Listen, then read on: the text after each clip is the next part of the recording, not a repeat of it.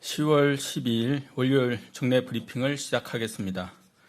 오늘 0시 기준 국내 발생 환자는 68명이고 그중 수도권의 확진자는 48명, 비수도권 지역은 20명입니다. 해외 유입 사례가 29명 있습니다. 어제 한 분이 돌아가셨습니다. 고인의 명복을 빌고 유가족분들께는 깊은 위로의 말씀을 드립니다. 오늘은 전국에 대해 거리두기 1단계, 수도권에 대해서는 일부 2단계 조치를 추가로 적용하는 첫날입니다. 이번 거리두기 조정은 더 이상 거리두기 노력을 하지 않아도 된다는 의미는 결코 아닙니다. 코로나19 장기화 상황에서 방역의 실효성은 높이면서 지속적인 대응이 가능한 수준으로 거리두기의 단계 내용을 조정한 것입니다. 수도권을 중심으로 의료기관, 요양시설 등에서 집단 감염이 산발적으로 계속 이어지고 있고 연휴 이후 환자 증가의 가능성도 남아있는 만큼 방역에 긴장을 놓을 수 없는 상황입니다. 언제나 마스크 착용 등 개인 방역 수칙과 각 시설에서의 방역 수칙을 지켜주시기를 당부드립니다. 전국의 거리두기가 1단계 생활방역 체계로 조정되지만 고위험 시설에 대한 방역 관리는 강화됩니다. 첫째, 실내 50인, 실외 100인 이상의 집합 등에 대한 집합 금지는 해제하되 일시적으로 다수가 모이는 행사는 시설 면적 4m 제곱당 1명으로 인원을 제한합니다. 둘째, 방문 판매 시설을 제외한 고위험 시설은 집합 금지를 해제하되 마스크 착용과 출입자 명단 관리 등 핵심 방역 수칙이 의무화됩니다. 특히 클럽 등 5종의 유흥시설은 시설 면적당 이용 인원을 제한하는 등 강화된 수칙을 적용합니다. 셋째, 위험도가 높은 다중이용시설이나 불특정 다수가 밀집하는 대중교통, 집회 등에서는 마스크 착용이 의무화되며 11월 13일부터는 마스크 미착용 시 10만 원의 과태료가 부과됩니다. 넷째, 스포츠 행사는 수용 인원의 30% 수준까지, 국공립시설은 입장객을 절반 수준으로 제한하여 운영합니다. 진정세가 더딘 수도권에 대해서는 일부 2단계 조치를 유지하고 방역 조치를 강화하였습니다. 첫째, 실내 50인, 실외 100인 이상의 집합 등은 자제하고 불가피하게 개최하더라 하더라도 방역 수칙을 철저히 지켜주시기를 권고합니다. 둘째, 음식점, 결혼식장, 학원 등 16종의 시설에 대해 핵심 방역 수칙을 의무화하며 특히 음식점과 카페는 테이블 간 거리두기, 좌석 띄우기나 칸막이 설치 등을 의무화합니다. 셋째, 교회는 예배실 좌석의 30% 수준의 인원까지 방역 수칙을 준수하며 대면 예배를 할 수 있으나 각종 소모임과 식사 금지는 유지됩니다. 앞으로는 시설의 운영 중단이나 폐쇄 등의 극단적 조치는 최소화하고 시설별 위험도에 따른 보다 정밀한 방역을 실시하고자 합니다.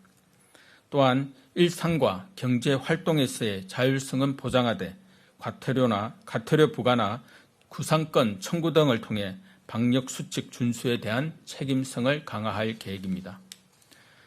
중요한 방역 수칙을 고의 또는 반복적으로 위반하는 경우에는 기존처럼 해당 시설을 집합 금지하거나 300만 원 이하의 벌금을 부과합니다.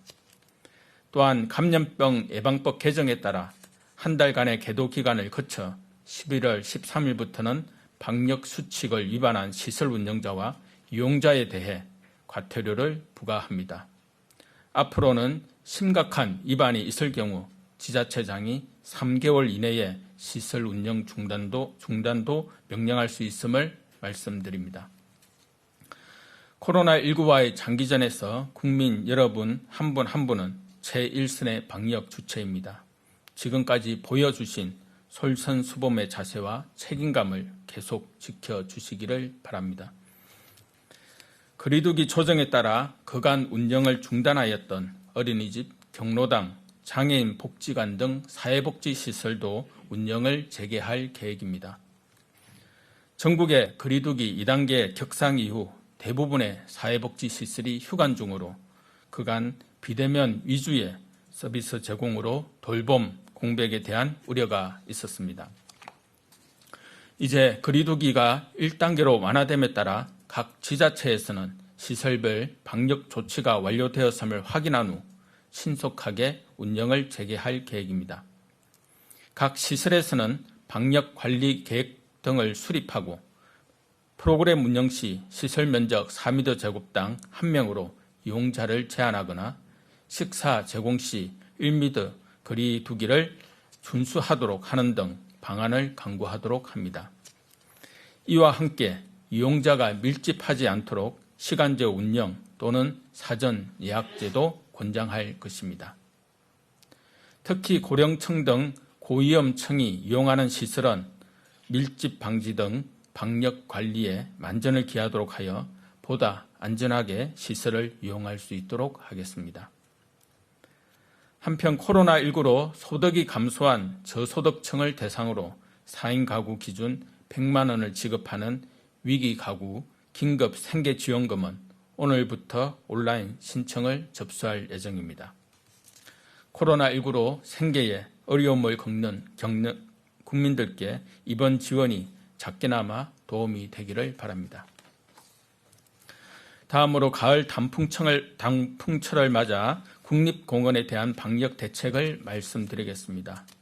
먼저 10월 17일부터 11월 15일의 기간 중 각 공원별로 단풍 절정기에는 대형 버스의 공원 직영 주차장 이용을 통제하여 단체 탐방을 제한할 계획입니다.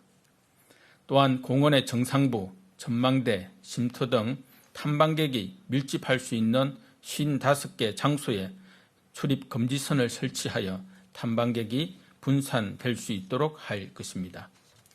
설악산과 내장산에서 운영 중인 케이블카는 탑승 인원을 50%로 제한하여 밀폐된 시설의 이용을 관리하겠습니다.